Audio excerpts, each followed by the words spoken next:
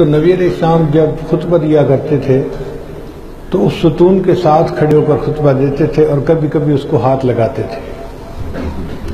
حضرت تمیم داری رضی اللہ تعالیٰ عنہ جب مسلمان ہوئے تو انہوں نے ایک ممبر بنا کر پیش کیا، اے اللہ کے حبیب صلی اللہ علیہ وسلم آپ اس ممبر پہ کھڑے ہو کے خطبہ دیا کریں۔ صحابہ کرام کہتے ہیں کہ جب نبی علیہ السلام نے ممبر پر کھڑے ہو کر خطبہ دینا شروع کیا تو ہم نے ایسی آواز سنی جیسے کوئی بچہ رو رہا ہوتا ہے۔ ہم حیران، مسجد میں کوئی بچہ تو ہے نہیں تو آواز کہاں سے آ رہی ہے؟ اللہ کے حبیب صلی اللہ علیہ وسلم نے یہ آواز سنی تو آپ پہچان گئے۔ آپ ممبر سے نیچے اترے تھوڑی دیر کے لیے اور اس پلر کے پاس جا کر اس پر ہاتھ رکھا تو وہ پلر اس طرح خاموش ہوا جس طرح بچہ سسکتے ہوئے آہستہ آہستہ رونا بند کرتا ہے۔ وہ نبی علیہ السلام کی جدائی میں رو رہا تھا، اے اللہ کے حبیب صلی اللہ علیہ وسلم اب تو ممبر بن گیا، آپ وہاں خطبہ دیا کریں گے، مجھے آپ کی جدائی برداشت کرنی پڑے گی۔ تو آپ دیکھیے درختوں کے بھی محبوب، جمادات کے بھی محبوب، نباتات کے بھی محبوب، اور نبی علیہ السلام حیوانات کے بھی محبوب تھے۔ نبی علیہ السلام کی ایک اونٹنی تھی، اس کا نام تھا قصوہ۔ جب اللہ کے محبوب صلی اللہ علیہ وسلم نے پردہ فرمایا تو وہ اداس ہو گئی اور اس نے کھانا پینا چھوڑ دیا، ایک ہی جگہ بیٹھی رہتی تھی خاموش، اور دیکھنے والے کو نظر آتا تھا کہ یہ اونٹنی بہت غمزدہ ہے۔ جب صحابہ کرام نے اس کے سامنے چارہ ڈالا اور اس کو زبردستی کھلانا چاہا تو وہ وہاں سے اٹھ کر جنت البقیع میں چلی گئی جہاں قبرستان تھا، اور وہاں پر کیکر کے درخت تھے، بقیع الغرقد۔ پھر وہ وہاں بیٹھی رہتی تھی، نہ کہیں آتی تھی نہ جاتی تھی۔ نبی علیہ السلام کی جدائی نے اس اونٹنی کو غمزدہ کر دیا تھا۔ تھوڑے دن زندہ رہنے کے بعد بالآخر وہ اونٹنی فوت ہو گئی تھی۔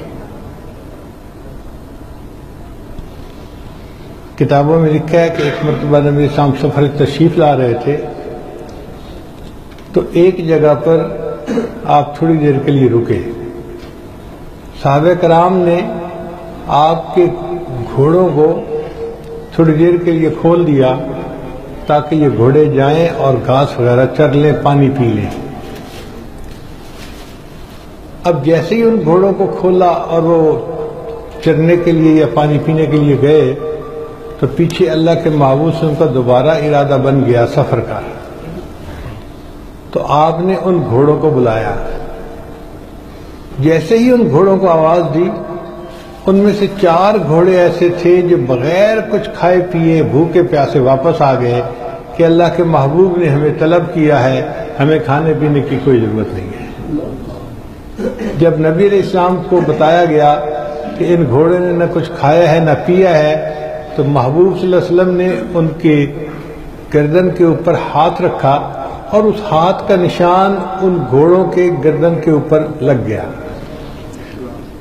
آپ حیران ہوں گے، آج 1400 سال گزرنے کے بعد بھی ان گھوڑوں کی نسل دنیا میں موجود ہے۔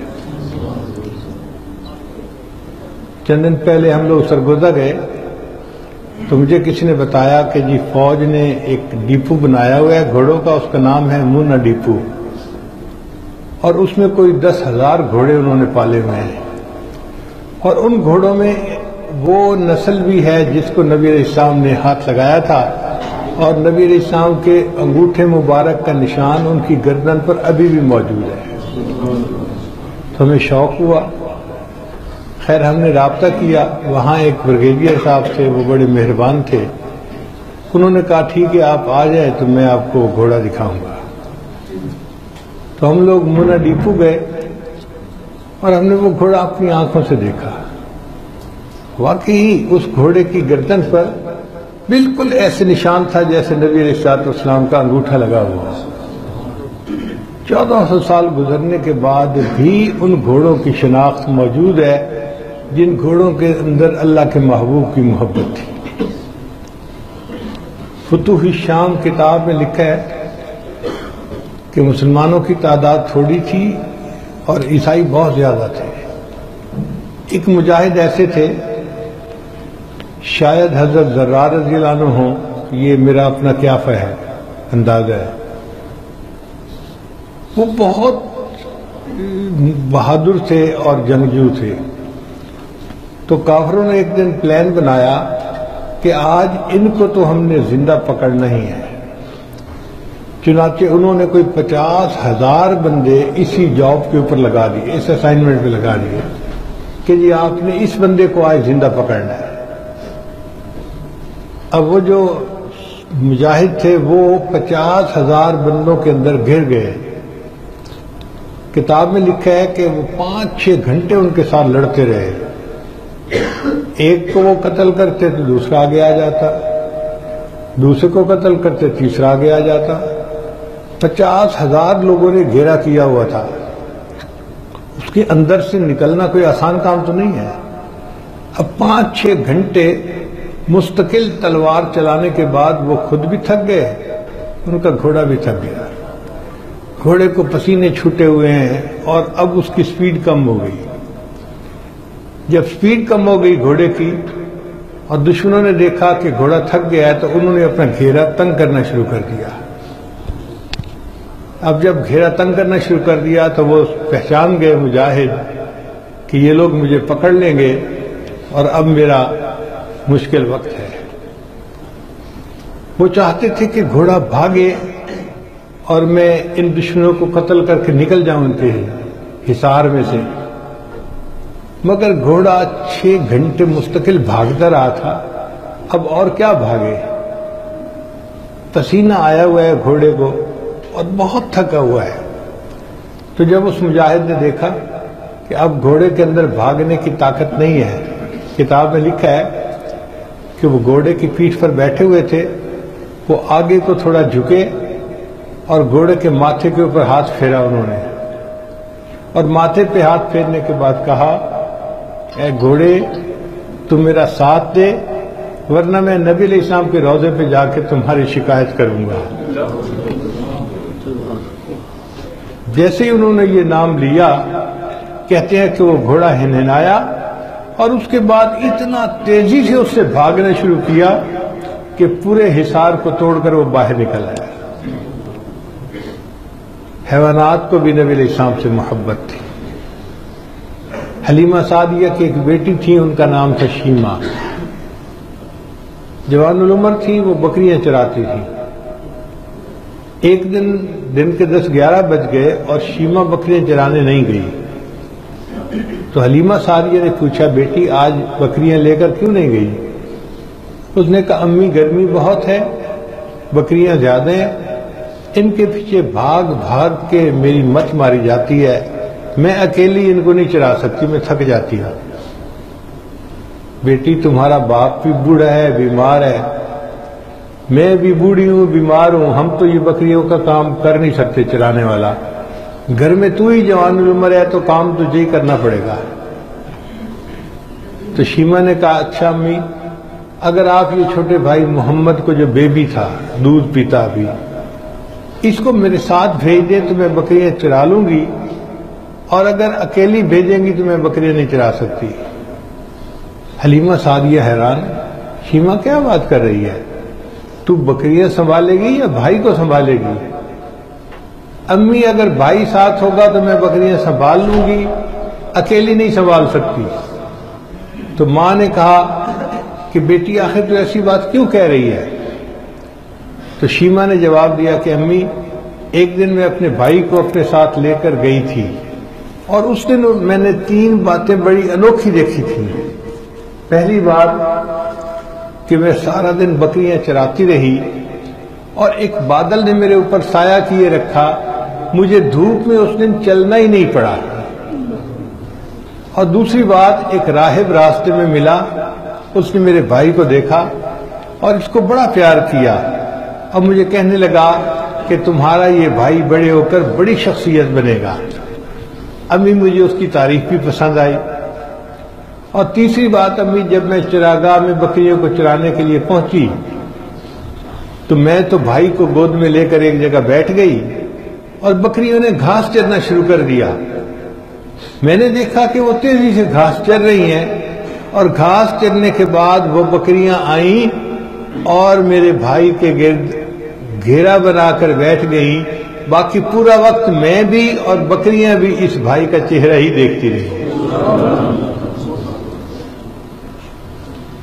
تو نبی علیہ السلام جمادات کے بھی محبوب، نباتات کے بھی محبوب اور حیوانات کے بھی محبوب، اور انسان تو بالآخر انسان ہے. چنانچہ صحابہ کرام کا جتنی جماعت تھی وہ ساری کی ساری نبی علیہ السلام کے عشاق کی جماعت تھی.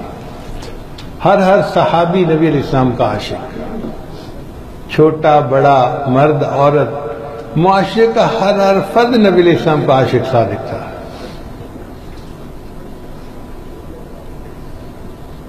ویکھیا جے یوسف نو انگلیاں کٹیاں، آقا دے دیوانیاں نے جانا وار سٹیاں.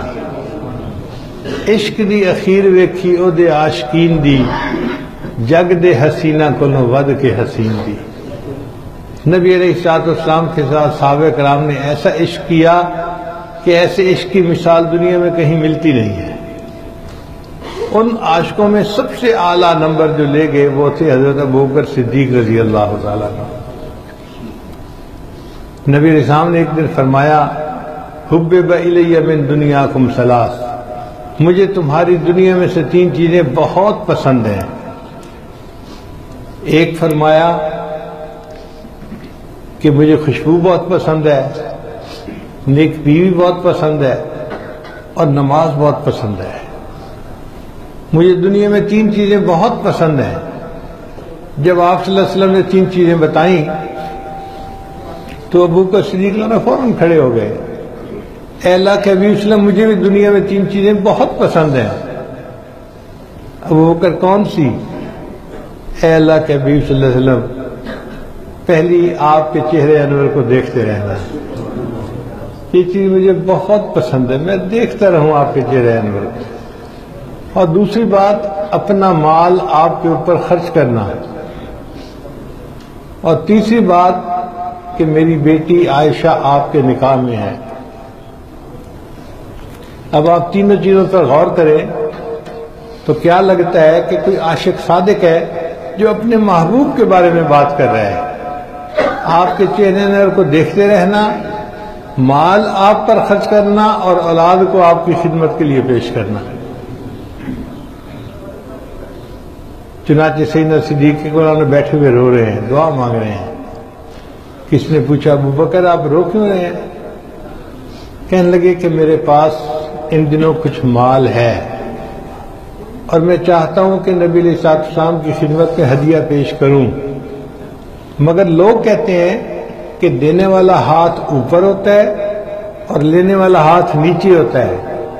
میں نبی علیہ السلام کی یہ بے ادبی نہیں کرنا چاہتا، تو میں اللہ سے دعا مانگ رہا تھا، اللہ میرے آقا صلی اللہ علیہ وسلم کے دل میں ڈال دے وہ ابوبکر کے مال کو اس طرح خرچ کرے جیسے کوئی ذاتی مال کو خرچ کرتا ہے.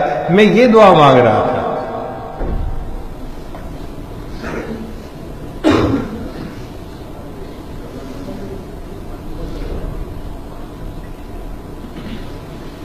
ایک مرتبہ اللہ کے حبیب صلی اللہ علیہ وسلم نے ارشاد فرمایا کہ ہمیں اللہ کے راستے میں نکلنا ہے تو اس کے لیے تم لاؤ.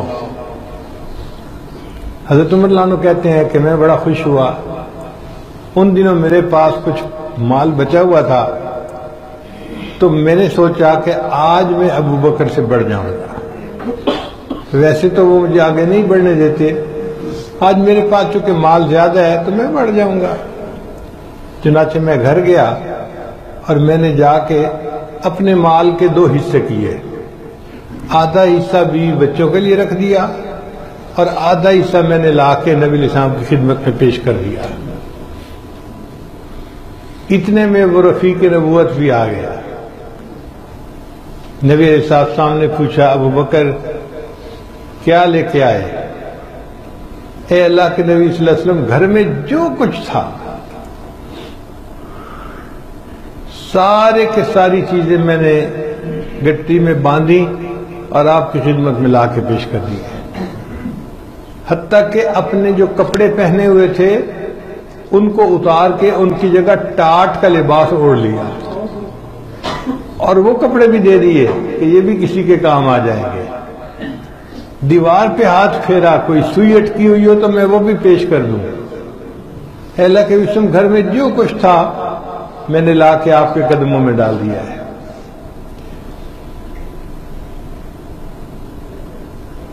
نبی علیہ السلام نے پوچھا ابو بکر گھر والوں کے لیے کیا چھوڑ کے آئے؟ ابو بکر صدیق نے جواب دیا، پروانے کے لیے شمع، بلبل کو پھول بس، صدیق کے لیے ہے خدا کا رسول بس.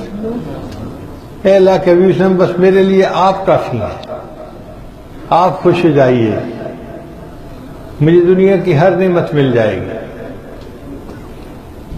چنانچہ نبی علیہ السلام نے جب ہجرت کا ارادہ فرمایا تو آپ صلی اللہ علیہ وسلم نے حضرت علی عنہ کو بلایا اور لوگوں کی جو امانتیں انہوں نے کافروں نے نبی علیہ السلام کے پاس رکھوائی ہوئی تھی وہ حضرت علی عنہ کو دے دیں. علی دن میں یہ امانتیں لوگوں کو واپس کر کے تم بھی مدینہ آ جانا، اور ان کو اپنی چارپائی پہ سلا دیا. اور پھر آپ نبی علیہ السلام ابو بکر صدیق عنہ کے گھر آئے اور ان کو ملے. یہاں علماء نے ایک نقطہ لکھا ہے، وہ فرماتے ہیں کہ اللہ نے حضرت علی عنہ کو چنا لوگوں کی امانتیں ان تک پہنچانے کے لیے، اور اللہ نے ابو بکر صدیق عنہ کو چنا ابو بکر تم میری امانت کو مکہ سے مدینہ پہنچا دو. چنانچہ نبی علیہ السلام جب ابو بکر صدیق عنہ کے دروازے پر پہنچے تو ابو بکر صدیق عنہ نے فوراً دروازہ کھول دیا. نبی علیہ السلام بڑے حیران، ابو بکر تم پہلے سے جاگ رہے تھے یا میرے آنے پر جاگے؟ اے اللہ کے وسلم، میں پہلے سے جاگ رہا تھا. ابو بکر رات کے اس وقت میں تم کیوں جاگ رہے تھے؟ اللہ کے حبیب صلی اللہ علیہ وسلم، مجھے کچھ دنوں سے اندازہ تھا کہ آپ کو ہجرت کا حکم ہوگا، اور یہ بھی توقع تھی کہ جب آپ ہجرت کے لیے تشریف لے جائیں گے تو مجھے خدمت کے لیے قبول فرمائیں گے. جس دن سے یہ خیال آیا ابو بکر نے رات کا سونا چھوڑ دیا، ایسا نہ ہو کہ آپ تشریف لائیں اور دروازہ کھولنے میں دیر لگ جائے. میں رات کو جاگتا ہی رہتا تھا. پھر ابو بکر صدیق عنہ نے گھر کے سارے لوگوں کو خدمت پر لگا دیا. خود نبی علیہ السلام کے ساتھ ہجرت کے سفر پہ چل پڑے. اپنے بیٹے عبد الرحمن سے کہا کہ عبد الرحمن، سارا دن قریش مکہ کی باتیں سننا اور رات کے اندھیرے میں کارگزاری آ کے ہمیں غار میں سنا جانا، تاکہ ہمیں حالات کا پتہ رہے کہ ہو کیا رہا ہے. اپنے غلام کو کہا کہ تم بکریاں چرانے کے بہانے ہمیں غار میں دودھ پلا جانا. اپنی بیوی کو کہا کہ تم کھانا بنا دیا کرنا، اور بیٹی اسماء سے کہا کہ اسماء تم چھوٹی ہو، کوئی شک بھی نہیں کرے گا، تم یہ کھانا ہمیں غار تک پہنچا دینا. خود بھی خدمت میں مصروف ہیں، بیٹا بھی مصروف ہے، بیوی بھی مصروف ہے، غلام بھی مصروف ہے، بیٹی بھی مصروف ہے. پورے گھرانے کو خدمت پر لگا دیا. پھر ساتھ چل پڑے. اللہ کی شان دیکھیں کہ جب غار ثور پر پہنچے تو وہ صدیق عنہ کو خیال آیا ایک غار ہے جس میں پتہ نہیں کوئی داخل بھی کبھی ہوا یا نہیں، اندر کوئی کیڑا نہ ہو جو نقصان پہنچا دے، تو میں پہلے جا کے ذرا دیکھ لوں. عرض کیا اے اللہ کے حبیب صلی اللہ علیہ وسلم، آپ تھوڑی دیر باہر کھڑے ہو، میں غار کے اندر جا کے دیکھ لیتا ہوں. غار کے اندر گئے تو اس میں چند سوراخ تھے، تو ان کو انہوں نے پتھروں سے بند کر دیا. ایک سوراخ جو زمین سے زیادہ اونچا نہیں تھا، جیسے گراؤنڈ لیول سے 1 فٹ اوپر ہوتا ہے، اس کے لیے کوئی پتھر مل نہیں رہا تھا. اور صدیق عنہ کو جلدی بھی تھی کہ نبی علیہ السلام انتظار کر رہے ہیں. تو انہوں نے سوچا کوئی بات نہیں، میں اس طرح بیٹھ جاتا ہوں کہ اپنی ٹانگیں لمبی کر لوں گا اور اس سوراخ کے اوپر میں اپنا پاؤں رکھ دوں گا اور بند کر دوں گا. چنانچہ بیٹھ گئے اور عرض کیا اے اللہ کے حبیب صلی آپ تشریف لائیے. نبی علیہ السلام غار کے اندر داخل ہوئے، غار ثور کے اندر. عرض کیا اے اللہ کے وسلم آپ ساری رات جاگتے رہے ہیں اور اس وقت آپ کافی تھکے ہوئے ہیں اور نیند آ رہی ہے، ابو بکر کی گود حاضر ہے، آپ گود میں سر رکھ کے سو جائیے۔ یہ ابو بکر صدیق رضی اللہ عنہ کی خوش قسمتی دیکھیے کہ اللہ کے محبوب صلی اللہ علیہ وسلم نے ان کی گود میں سر رکھا اور سو گئے، اور صدیق اکبر عنہ نبی اسلام کے چہرے انور کو دیکھتے رہے۔ آج دنیا میں عاشق کہتے ہیں اپنے معشوق کے بارے میں کہ ہم ہی ہم ہوں، تیری محفل میں کوئی اور نہ ہو، مگر ان کو یہ مواقع نہیں ملتے۔ اللہ نے سیدنا صدیق اکبر عنہ کو یہ موقع بھی عطا فرمایا۔ 3 دن رات کا وقت ہے، غار ثور کی تنہائی ہے اور کوئی ڈسٹرب کرنے والا نہیں ہے، اور صدیق اکبر عنہ نبی اسلام کے چہرے انور کو دیکھ رہے ہیں۔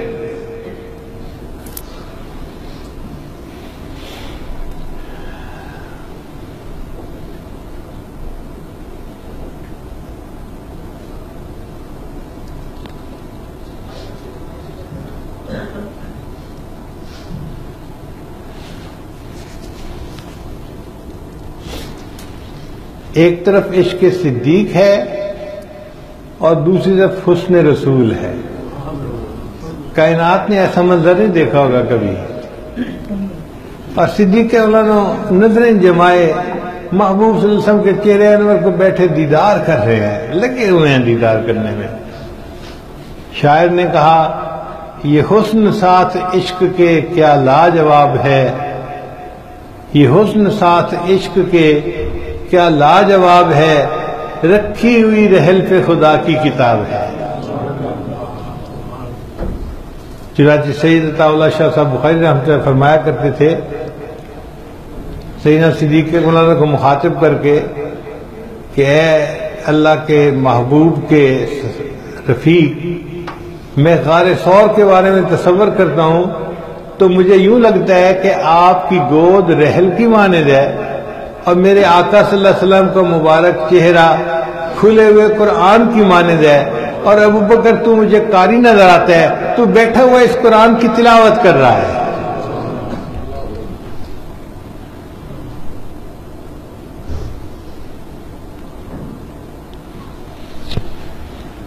اسی دوران کتابوں میں لکھا ہے کہ ایک چھوٹا سانپ تھا، اور وہ اسی سوراخ میں تھا جس میں صدیق اکبر عنہ نے پاؤں رکھا ہوا تھا۔ چنانچہ اس سانپ نے صدیق اکبر عنہ کے پاؤں پہ کاٹا۔ اب شہد کی مکھی کاٹے تکلیف ہوتی ہے، بھیڑ کاٹے تکلیف ہوتی ہے، بچھو کاٹے تکلیف ہوتی ہے، تو سانپ کی بھی تو زہر ہوتی ہے نا۔ جب سانپ نے کاٹا تو تکلیف ہوئی، مگر ابو بکر صدیق نے اپنے پاؤں کو ہلنے نہیں دیا کہ نبی علیہ الصلوۃ والسلام کی نیند میں خلل نہ آ جائے، اور تکلیف کی شدت کی وجہ سے بے اختیار آنکھوں سے آنسو نکل آئے، اور ان میں سے ایک آنسو جو تھا وہ نبی علیہ السلام کے رخسار مبارک کے اوپر آ کر گرا۔ کسی شاعر نے اس منظر کو یوں بیان کیا، آنسو گرا ہے روئے رسالت مآب پر، آنسو گرا ہے روئے رسالت مآب پر، قربان ہونے آئی ہے شبنم گلاب پر۔ جس طرح گلاب کے اوپر شبنم گرتی ہے، اے محبوب صلی اللہ علیہ وسلم آپ کا رخسار مبارک تو گلاب کی مانند تھا، اور ابو بکر صدیق رضی اللہ عنہ کا آنسو شبنم بن کر گلاب کے اوپر آ کر گرا۔ ان 3 دن راتوں کی اللہ کے ہاں وہ قیمت تھی کہ حضرت عمر رضی اللہ عنہ اکثر کہا کرتے تھے، ابو بکر میں اپنی پوری زندگی کے اعمال دینے کے لیے تیار ہوں، آپ غار ثور کے 3 دن رات کی نیکیاں اس کے بدلے میں مجھے دے دیجیے۔ پھر صدیق اکبر عنہ غار ثور سے نکلے اور نبی علیہ السلام کو لے کر انہوں نے مدینہ طیبہ پہنچایا۔ ایک اور عاشق صادق تھے، ان کا نام تھا حضرت بلال رضی اللہ تعالیٰ عنہ۔ رنگ کالا تھا، شکل انوکھی تھی، مگر نبی علیہ الصلوۃ والسلام کی محبت ان کے دل میں بھری ہوئی تھی۔ علامہ اقبال نے اس کے اوپر بڑے خوبصورت اشعار لکھے، فرماتے ہیں ادائے دید سراپا نیاز تھی تیری، کسی کو دیکھتے رہنا نماز تھی تیری. کہ بلال رضی اللہ تعالیٰ عنہ آپ جب بیٹھ کے خاموشی کے ساتھ نبی علیہ السلام کے چہرے کو دیکھتے رہتے تھے، مجھے یوں لگتا ہے کہ آپ نماز عشق ادا کر رہے ہوتے تھے. ادائے دید سراپا نیاز تھی تیری، کسی کو دیکھتے رہنا نماز تھی تیری. اور واقعی بلال عنہ کو نبی علیہ السلام سے بہت محبت تھی. حدیث پاک میں آتا ہے کہ وہ نبی علیہ السلام کی مبارک زندگی میں اذان دیا کرتے تھے. جب اللہ کے حبیب نے پردہ فرما لیا، انہوں نے اذان دینی چھوڑ دی. صحابہ نے پوچھا کہ اذان دینی کیوں چھوڑ دی؟ فرمانے لگے اذان دیتا تھا اور نبی علیہ السلام کا نام نامی اس میں گرامی آتا تھا تو اللہ کے محبوب کی زیارت کیا کرتا تھا. اب اذان دوں گا اور زیارت نہیں کر سکوں گا تو یہ جدائی مجھ سے برداشت نہیں ہوگی.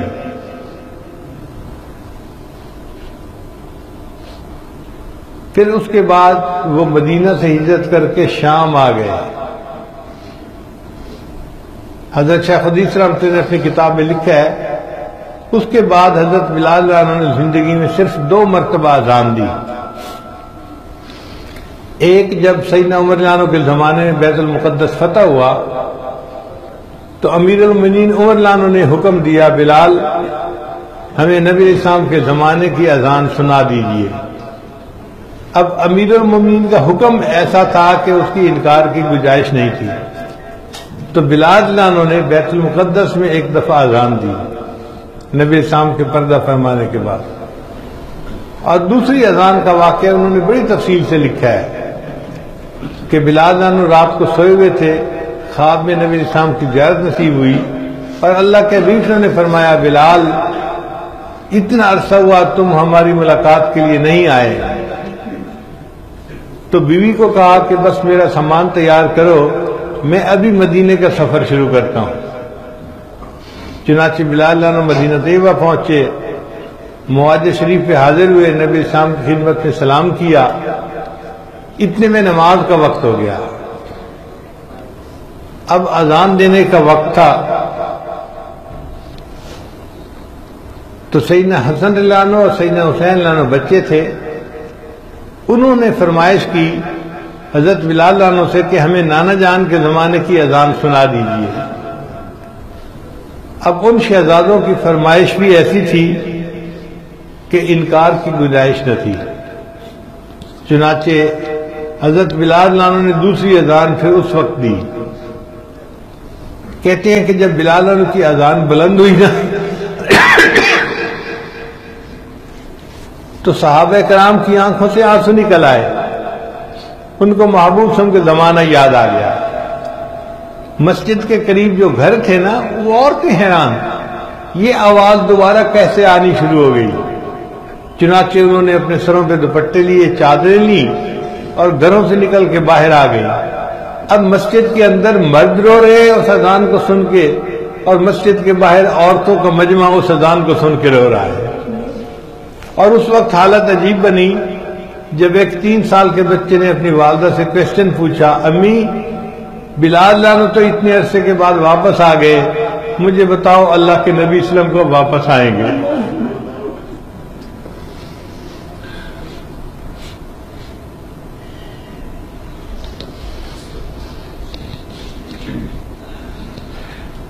ایک تیسرے عاشق تھے، ان کا نام تھا سیدنا عمر فاروق رضی اللہ تعالیٰ عنہ.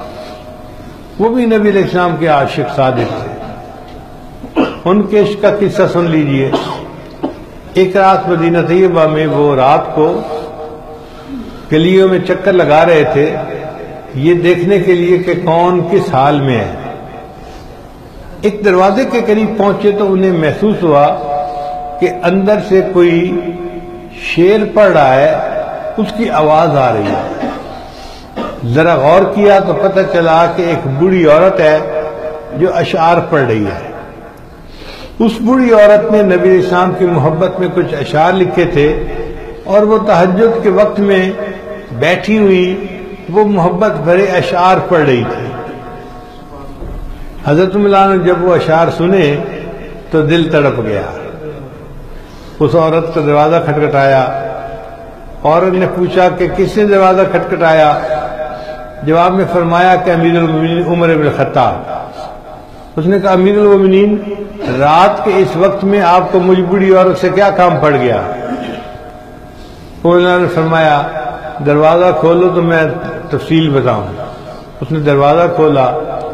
امیر المومنین اندر تشریف لائیے. عمر اللہ عنہ اندر داخل ہوئے اور زمین کے اوپر بیٹھ گئے. اس بوڑھی عورت نے کہا امیر المومنین آپ چارپائی پر بیٹھے. تو عمر اللہ عنہ نے جواب دیا کہ میں ایک فریاد لے کے آیا ہوں، اگر اس کو پورا کر دو گی تو میں چارپائی پہ بیٹھ جاؤں گا، ورنہ میں زمین پہ بیٹھا ہوں. بوڑھی عورت نے پوچھا امیر المومنین کیا فریاد لائے ہیں؟ تو فرمایا کہ ابھی تم نے نبی علیہ السلام کی محبت میں اشعار پڑھے ہیں، وہ میں نے سنے ہیں، اور ان کا جو آخری شعر تھا نا وہ یہ تھا کہ اے اللہ جنت میں مجھے اپنے محبوب کے ساتھ اکٹھا کر دینا. میں یہ فریاد لے کے آیا ہوں کہ اپنے اس آخری شعر میں تھوڑی سی ترمیم کر دو، رد و بدل کر دو، اور اس کو یوں بنا دو اے اللہ مجھے اور عمر بن الخطاب کو جنت میں اکٹھا کر دیا. کتنی محبت تھی حضرت عمر لانو. اور یہی یاد حضرت عثمان غنی لانو کا تھا. سیدنا عثمان غنی لانو نے ایک مرتبہ نبی علیہ السلام کو اپنے گھر کھانے کی دعوت دی. جب لینے کے لیے آئے تو عثمان غنی لانو نبی علیہ السلام کے قدم مبارک کو ہی دیکھتے جا رہے ہیں. باقی سارے صحابہ حیران، آج عثمان کو کیا ہوا کہ وہ قدموں کی طرف ہی دیکھتا جا رہا ہے. کسی نے نبی علیہ السلام کو بتا دیا تو اللہ کے حبیب سے نے پوچھا عثمان کیا تم سارا راستہ میرے قدموں کی طرف دیکھتے رہے؟ اے اللہ کے حبیب جی میں آپ کے قدموں کو ہی دیکھتا رہا. عثمان وجہ کیا تھی؟ عثمان اللہ نے جواب دیا اے اللہ کے حبیب آج میرے گھر میں وہ ہستی مہمان آئی ہے کہ میں نے ارادہ کیا تھا آپ اپنے گھر سے چل کر میرے گھر تک جتنے قدم اٹھا کر آئیں گے میں اتنے غلام شکریہ کے طور پہ اللہ کے راستے میں آزاد کر دوں گا.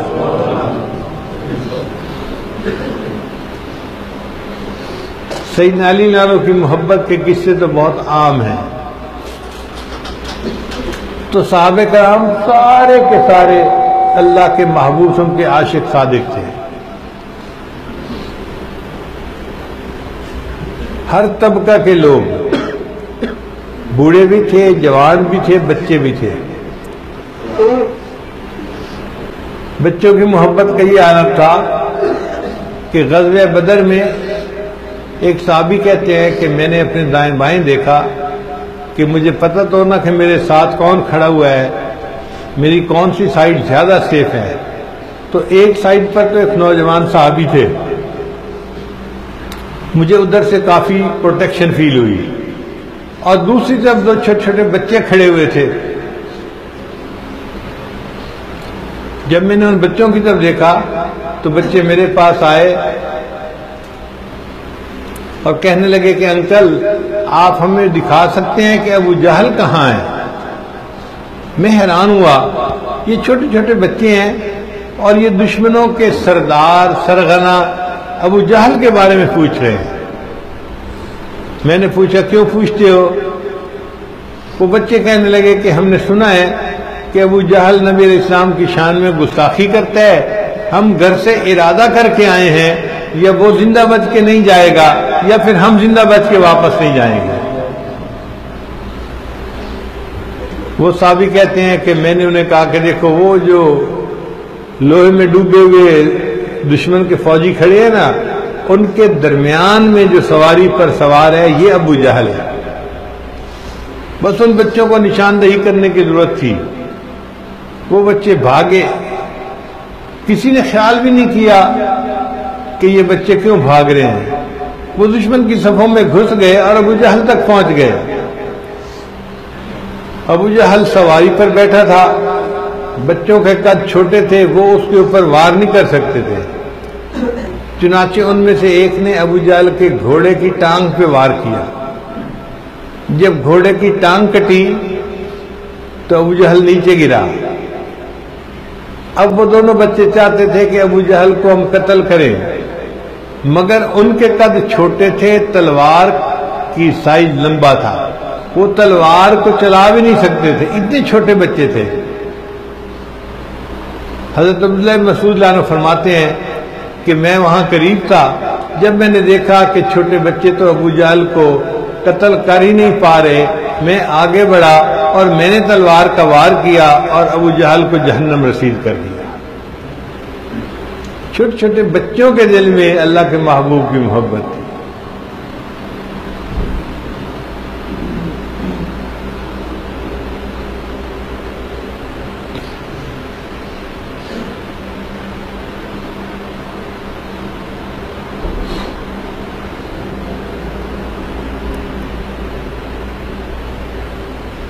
عورتوں کے دل میں بھی نبی علیہ السلام کی محبت رچی ہوئی تھی۔ چنانچہ ایک انصاری عورت کا واقعہ ہے کہ ان کو جنگ احد میں اطلاع ملی کہ نبی علیہ السلام شہید ہو گئے۔ وہ کہنے لگی کہ جب تک میں خود اس خبر کی تصدیق نہیں کروں گی میں نہیں مانوں گی۔ چنانچہ انہوں نے اپنا اونٹ نکالا، اس پہ سوار ہوئی اور احد پہاڑ کی طرف چل پڑی۔ میدان جنگ کے قریب پہنچی تو ایک صحابی سے ملاقات ہوئی۔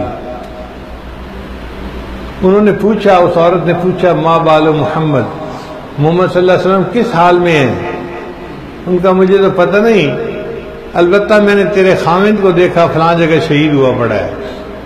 اب جس جوان عورت کو بتایا جائے کہ تیرا خاوند فوت ہو گیا، اس پر کتنا صدمہ ہوتا ہے، مگر وہ عورت ٹس سے مس نہیں ہوئی، آگے بڑھی۔ ایسے لگتا ہے کہ اس کی قیمتی متاع کوئی اور تھی۔ ایک اور صحابی سے پوچھا، ما بال محمد، محمد صلی اللہ علیہ وسلم کا کیا حال ہے؟ ان کا میں نے دیکھا کہ تمہارا جوان بیٹا فلاں جگہ شہید ہوا پڑا ہے۔ اب جس ماں کو بتایا جائے کہ تمہارا جوان بیٹا فوت ہو گیا، اس کے دل پہ کیا گزرتی ہے، مامتا اس کو کیا جو ہے نا وہ احساس دلاتی ہے، مگر وہ عورت پہ بھی ٹس سے مس نہیں ہوئی، آگے بڑھی۔ پھر ایک اور صحابی سے پوچھا، انہوں نے کہا کہ میں نے تیرے بھائی کو دیکھا فلاں جگہ شہید ہوا پڑا تھا، وہ عورت پھر بھی ٹس سے مس نہیں ہوئی، آگے بڑھ کے ایک اور صحابی سے پوچھا، ما بال محمد، محمد صلی اللہ علیہ وسلم کا کیا حال ہے؟ اس نے کہا کہ نبی علیہ السلام تو فلاں جگہ چٹان کے اوپر تشریف فرما ہے۔ وہ عورت وہاں گئی، وہ اپنے اونٹ سے نیچے اتری اور نبی علیہ السلام کی جو چادر تھی نا اس کے کنارے کو پکڑ کے کپڑے کو کہنے لگی، کل مصیبت بعد محمد جلل، محمد صلی اللہ علیہ وسلم کو دیکھنے کے بعد میرے لیے سب مصیبتوں کو برداشت کرنا آسان کام ہے۔ کتنی نبی علیہ السلام سے محبت ہوگی اس کو۔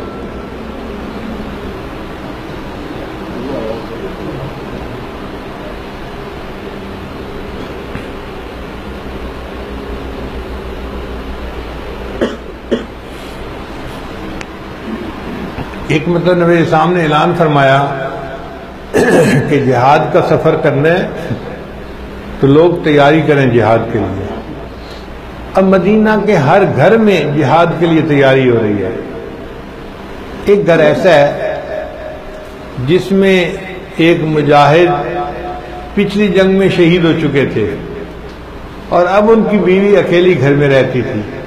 ایک چھوٹا دودھ پیتا بچہ اس کی گود میں تھا۔ وہ بچے کو گود میں لے کے بیٹھی ہے اور اپنے خاوند کو یاد کر کے رو رہی ہے، آج میرا خاوند زندہ ہوتا، میں اسے تیار کر کے نبی علیہ السلام کی خدمت میں بھیجتی، میں آج اس نعمت سے محروم ہوں۔ خوب روئی، جب تھک گئی رو رو کے تو اپنے بچے کو اٹھایا، چھوٹے معصوم بچے کو، اور مسجد نبی میں آ گئی۔ حدیث پاک میں آتا ہے کہ نبی علیہ السلام مسجد میں تشریف فرما تھے، وہ عورت آئی اور اس نے اپنے چھوٹے دودھ پیتے بچے کو نبی علیہ السلام کی گود میں ڈال دیا۔ اے اللہ کے حبیب صلی اللہ علیہ وسلم، میرے اس بچے کو جہاد کے لیے قبول کر لیجئے۔ نبی علیہ السلام حیران، پوچھا اس عورت سے، یہ چھوٹا بچہ جہاد کیسے کر سکتا ہے؟ اس عورت نے جواب دیا، اے اللہ کے حبیب صلی اللہ علیہ وسلم، جس مجاہد کے پاس ڈھال نہ ہو آپ میرا بچہ اس کو پکڑا دیں جب دشمن تیروں کی بارش برسائے گا تو یہ میرا چھوٹا بچہ دشمن کے تیروں کو روکنے کے کام آ جائے گا۔ آج بچے کو کانٹا چبھے ماں کا دل جو ہے تکلیف محسوس کرتا ہے۔ یہ عورت اپنے دودھ پیتے بچے کو پیش کر رہی ہے کہ یہ دشمن کے تیروں کو روکنے کے کام آ جائے گا۔